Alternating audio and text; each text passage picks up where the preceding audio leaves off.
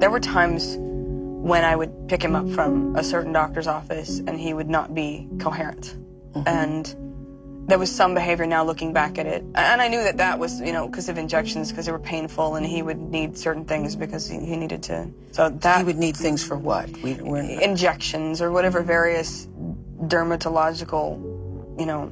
Is this for skin disease? Skin and various things he needed.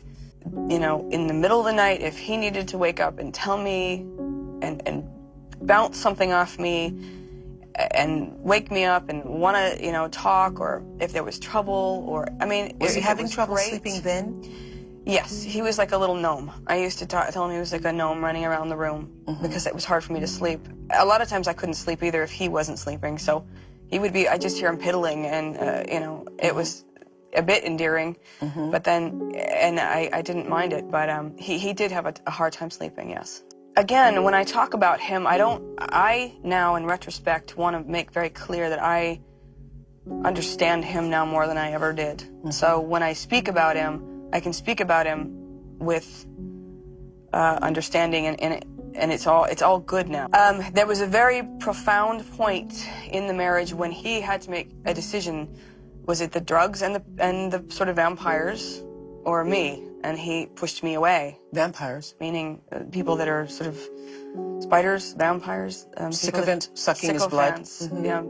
Yes. So you saw that all around him? Oh, God, yes. Yeah. The one thing that correlates with Michael and with my father on this subject is that they had the luxury of creating whatever reality around them they wanted to create. They could have the kinds of people who were going to go with their program or not go with their program. And if they weren't, then they could be disposed of. And it was the same with my father. Sometimes I sit and I think, there have been times when I've been angry at the people around him. Why didn't you stop him? Why didn't you say something? Well, because if you did, you were out. It's very simple. When it's this unusual reality and an ivory tower and this godlike life mixed with an addiction, that's when you get into trouble, a lot of trouble. If you were in his vicinity and he wanted to give, and he showed you who he was, if he was willing to do that in any way, man, I have never felt so high in my life. I have never felt so high in my life as that, and I am not lying when I say that. He had something so intoxicating about him, and when he was on, and when he was ready to share with you or give it to you,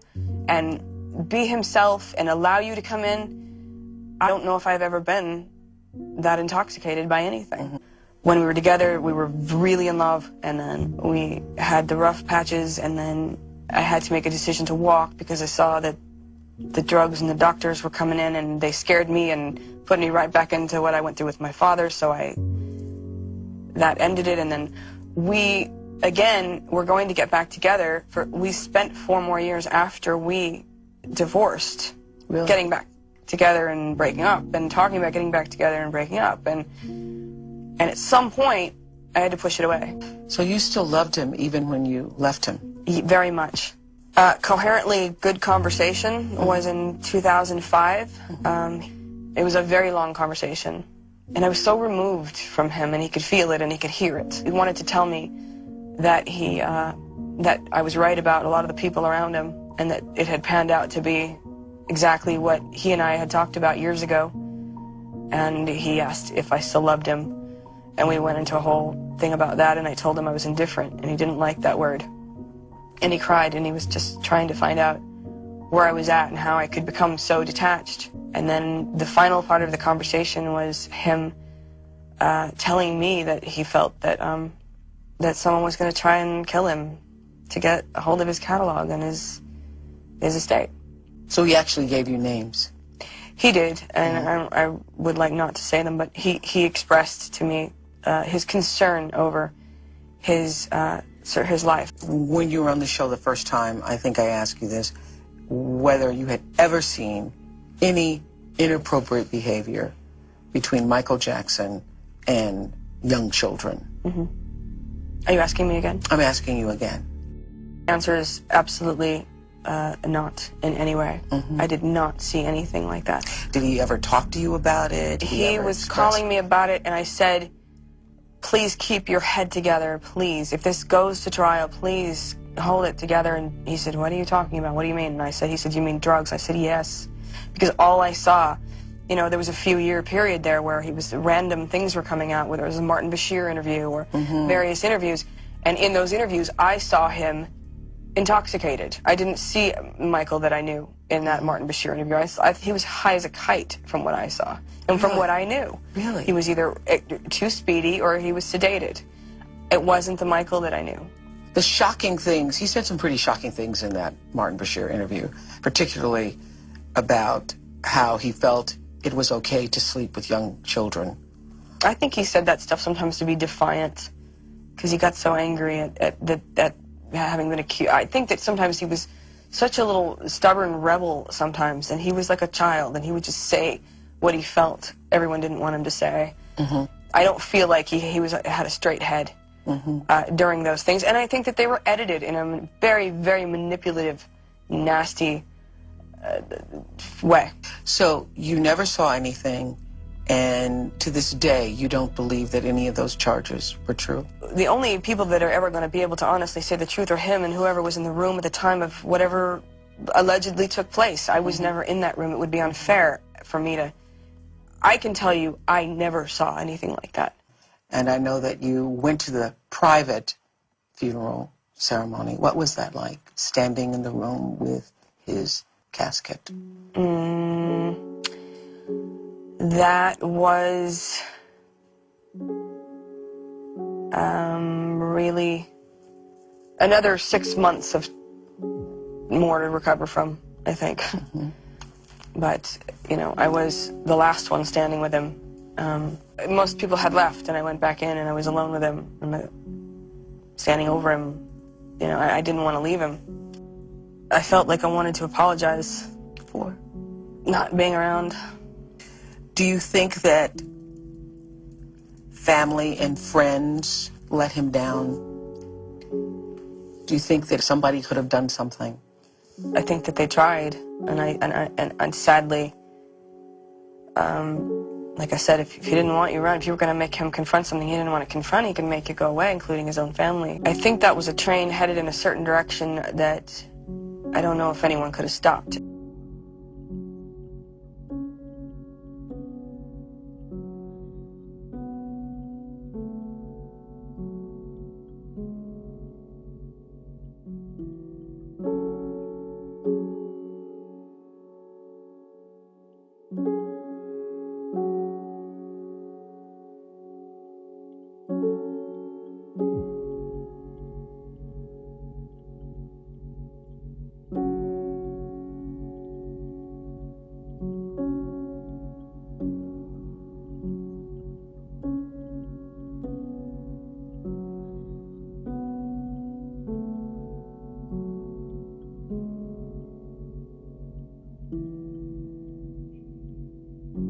About a year ago, I came out with a book, Rock Doc. Pretty much the story of my life, and I thought it would be fun if each week on Facebook I did a live reading. Maybe I should give you a little background that I am a real doctor, and basically two dreams in life. One was to be a rock star drummer, one was to be a doctor. Ended up in the business, part of the business for about 6 years, and then I went off and became a doctor.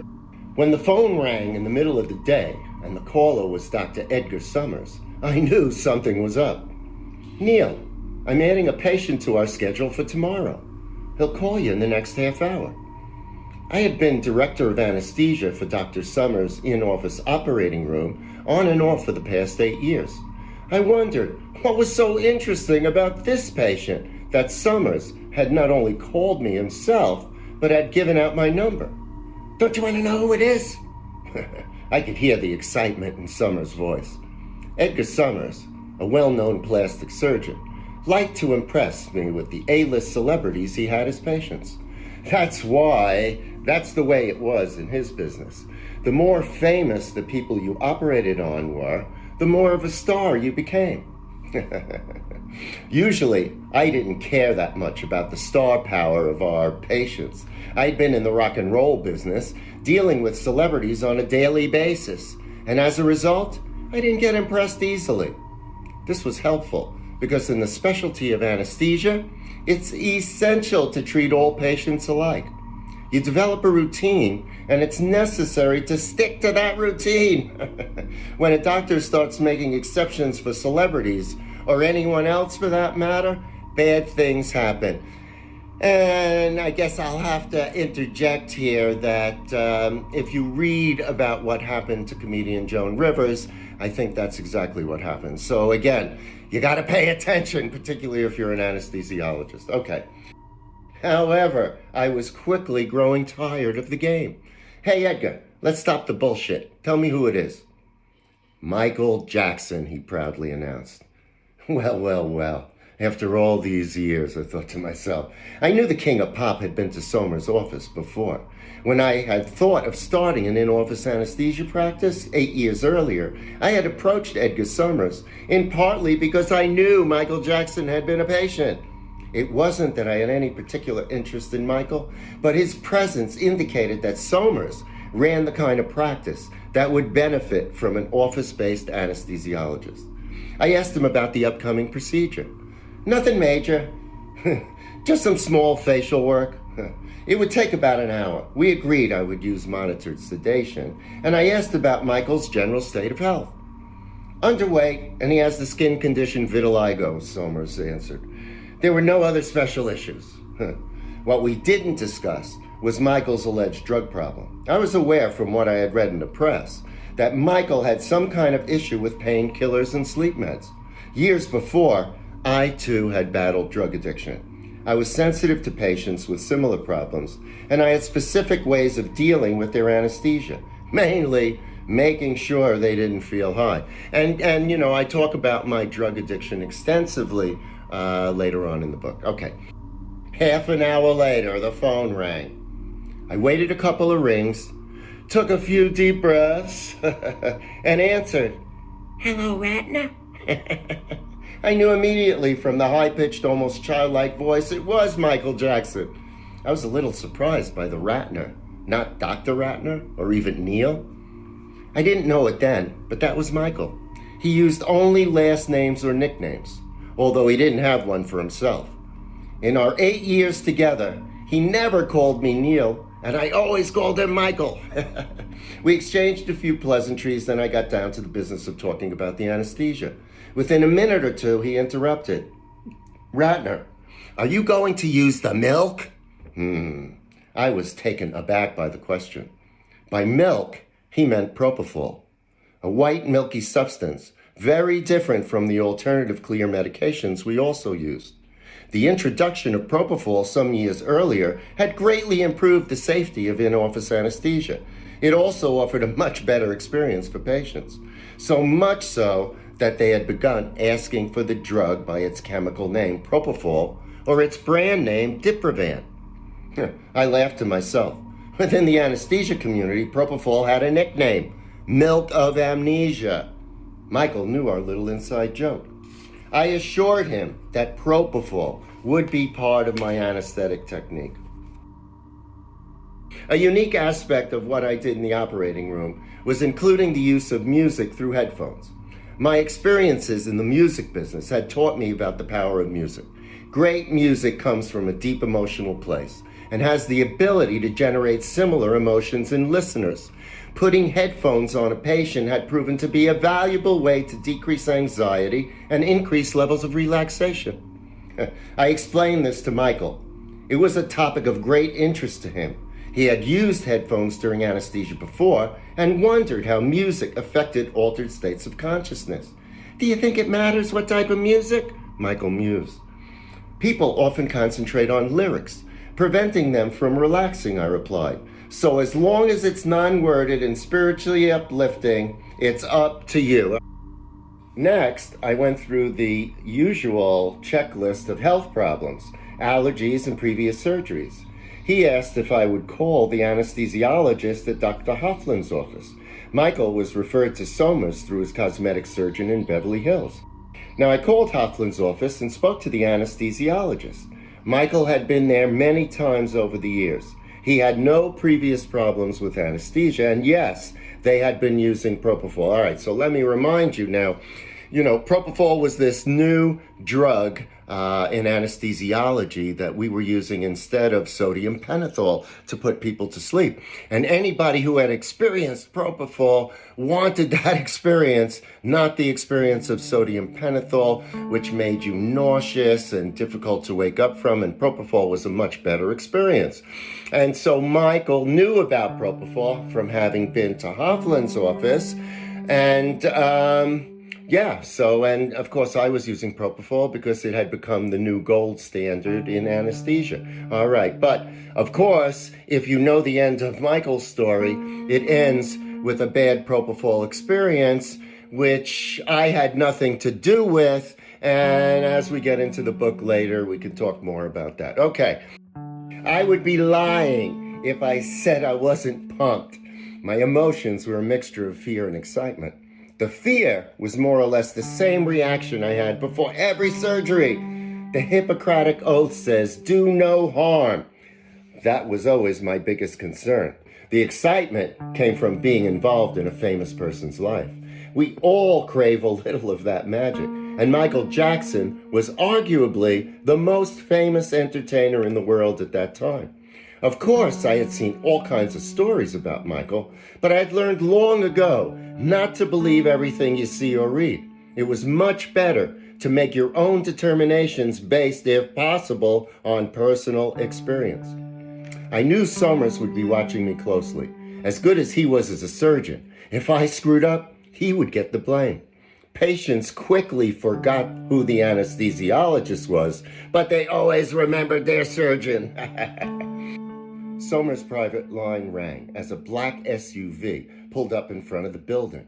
A tall, light-skinned Creole with an obvious attitude led Michael in. His name was Wayne Nagin, and he exuded a level of confidence I hadn't seen before in security people. Seeing Michael Jackson close up for the first time was intense. Taller than I thought. He was wearing his signature outfit: black fedora, aviator sunglasses, red flannel shirt, black pants, white socks, and black loafers. We shook hands. His firm handshake surprised me. Michael followed me into the recovery room. I closed the curtain around the bed to give him some privacy while he changed into the surgical gown. He left the fedora on the nightstand and handed me his glasses. I put them in the pocket of my scrubs. While I prepared to insert the IV, the nurse attached Michael to an EKG monitor, a blood pressure machine, and a pulse oximeter. Somers and his surgical assistant scrubbed their hands at the sink just outside the OR. I found the vein. It wasn't very big, but it was adequate. One stab and it was in. "You're good," Michael said. I could see by his face he meant it. Now I was the one smiling. I told Michael, "Think good thoughts." I placed the headphones over his ears and cranked up the classical piece he'd brought, and I put him to sleep. The procedure was fast and uncomplicated and took little more than an hour. Michael woke up quickly and didn't say much. He rested in the recovery room for about an hour. After changing back into his clothes, he put on the fedora and I handed him back his sunglasses. Michael gave me a hug and a smile. Wayne Nagin led the way out of the office into the waiting SUV. Finally, I let out a big sigh of relief. I think I'd been holding my breath the whole time. Every few months, I got a call about another small procedure. All were facial surgeries, usually nothing more than a simple revision of something that had been done before. Within a few months, Michael and I became friends, which was funny because Somers had insisted, "You'll never be friends with Michael Jackson." "You'll never" was something I had heard many times before in regard to every goal I told others I was going to achieve. So, as our friendship developed, Michael started calling me Rat. Of course, my last name is Ratner. He loved nicknames, never calling people by their first names. You know, it was either a last name or it was a nickname that he would make up for you. I didn't love the nickname. It had too many negative connotations. But Michael got a big charge out of using it, so the name stuck.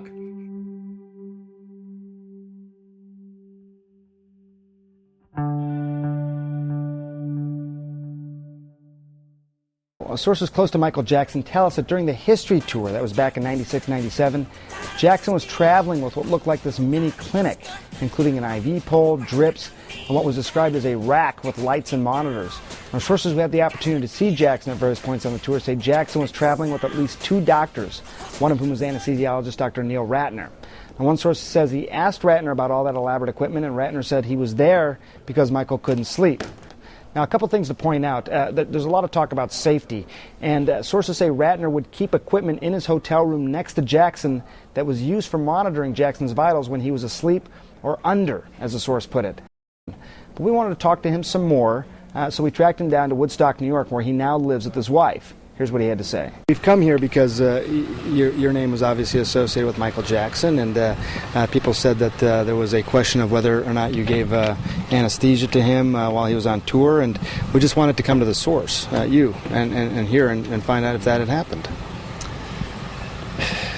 I'm very upset. I'm distraught. Michael was a good person. I can't talk about it right now. It's really something I don't want to talk about right now. I lost a friend, and I feel very badly about that. There were two people, and I just want to allow you to respond to this, and you can or you don't have to, but I think it's important that you hear this. That we have a couple of different sources that said they would see IV equipment, what sounded like probably pumps. They described it as sort of an audio rack sort of looking thing in a hotel room with Michael. And they made it sound like that was your stuff. Mm-hmm. Are they wrong, or was it? I really don't want to talk about this topic at all now. I really have nothing to say about it right now. You know, the man hasn't had a funeral, and the man hasn't been buried. It's inappropriate. I don't want to talk about it right now, and I'd appreciate it if we could end this now. The people that we talked to, these sources, never mentioned the medication Diprivan or propofol in any way. Of course, these sources are not medical professionals. And keep in mind, again, this was 12, 13 years ago. Propofol was not as widely used as it is today. Propofol was not as widely used as it is today. The introduction of propofol some years earlier had greatly improved the safety of in-office anesthesia. Now, I called Hoffman's office and spoke to the anesthesiologist. Michael had been there many times over the years. He had no previous problems with anesthesia, and yes, they had been using propofol. Michael knew about propofol from having been to Hoffman's office. Of course, I was using propofol because it had become the new gold standard in anesthesia.